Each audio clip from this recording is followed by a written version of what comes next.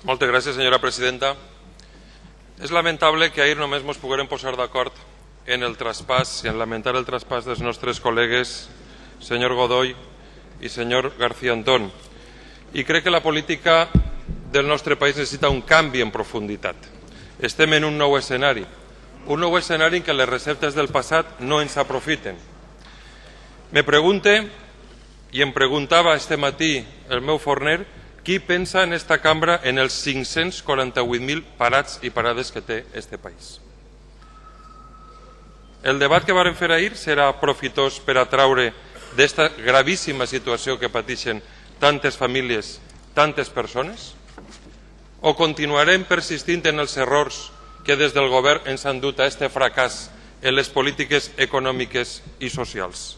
I és més, jo diria també que la crisi no és únicament econòmica ni social, que és gravíssima, sinó de valors i d'estructura social, de valors democràtics, de vulneració dels valors democràtics també en esta cambra de representació. I si no reparem la democràcia i regenerem democràticament, començant des de les Corts Valencianes, la democràcia, no eixirem del marasme on les polítiques que vostès representen ens han dut. Nosaltres hem volgut avui reprovar al president de la Generalitat, reprovar-lo, treure-li una targeta roja, i treure una targeta roja no per les seues situacions a nivell jurídic, judicial, o per lo que li reclama la premsa de Madrid, sinó perquè ha vulnerat els drets dels diputats en dues qüestions bàsiques. Una, perquè va faltar a la veritat en 126 ocasions a esta cambra, i dos, perquè no s'està complint el que ell va prometre, que donaria als diputats i les diputades d'estes Corts tota la informació que li han reclamat. Perquè el president i el grup de la majoria té la presumpció d'innocència, evidentment, faltaria més, estem en un estat democràtic, però el que no li pot eximir de les seues obligacions de donar explicacions polítiques a esta cambra.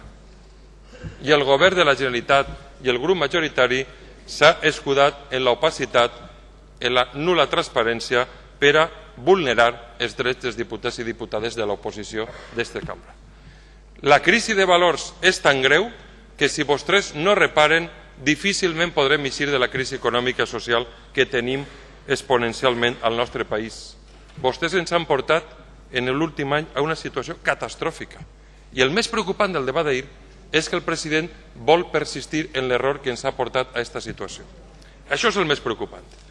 I per això el nostre grup parlamentari ha presentat quatre propostes, 4 blocs de propostes per a millorar, per a fer les coses millor, per a avançar en la resolució dels conflictes. I farien bé vostès de sumar-se i de donar suport a aquestes iniciatives.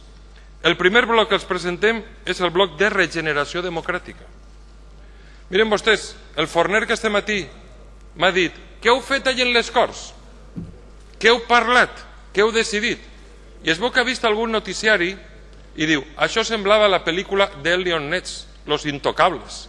Diu: pues mira, pareix que sí amb Intocables, però jo t'he de dir, i li ho he dit, que avui portaré ací a aquestes Corts una proposta no de congelació, de rebaixa del salari dels alts càrrecs de l'administració, també els diputats, senyor Mariolano, perquè considerem que hem de començar a donar exemple.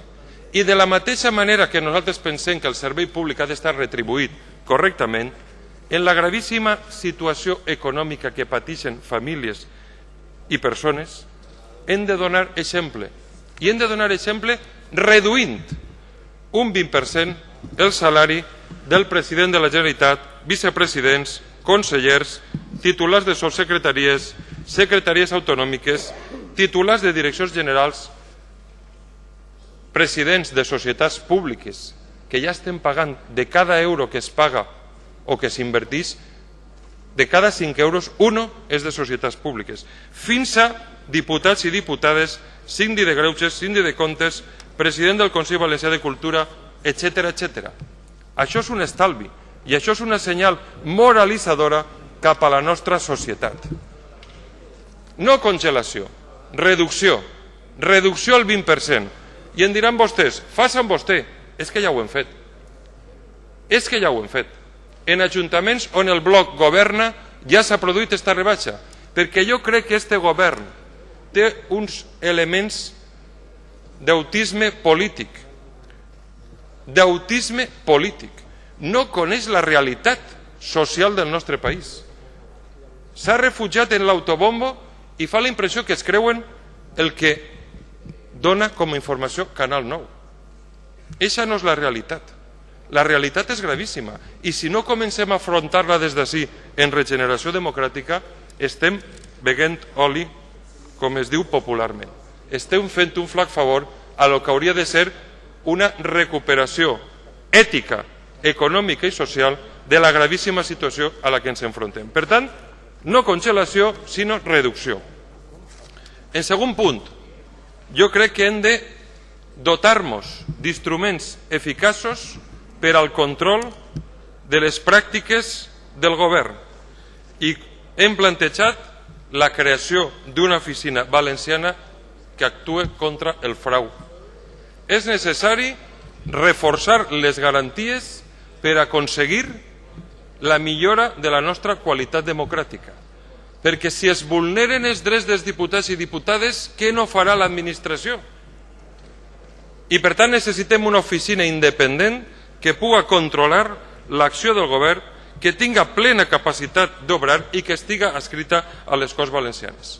S'han fet en altres comunitats autònomes. És una mesura intel·ligent, positiva, i si vostès aprovaren aquesta iniciativa donarien una senyal a la societat valenciana de voler acabar des del seu d'origen les possibilitats de corrupció política, d'aprofitament irregular derivat de conductes que comporten conflictes d'interessos o l'ús, ja sé que vostès no ho han fet, en benefici privat d'informacions derivades de les funcions pròpies del personal al servei d'un poder públic.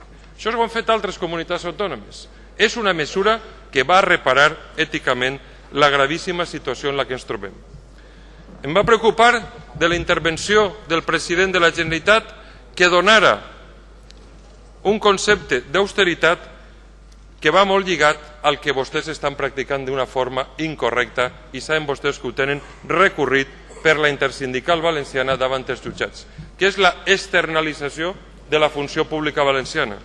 Per tant, nosaltres plantegem unes propostes d'autoritat administrativa que no tinga que veure en que empreses privades, i tenim un gran respecte per les empreses privades, puguen fer funcions que la llei atorga a la funció pública.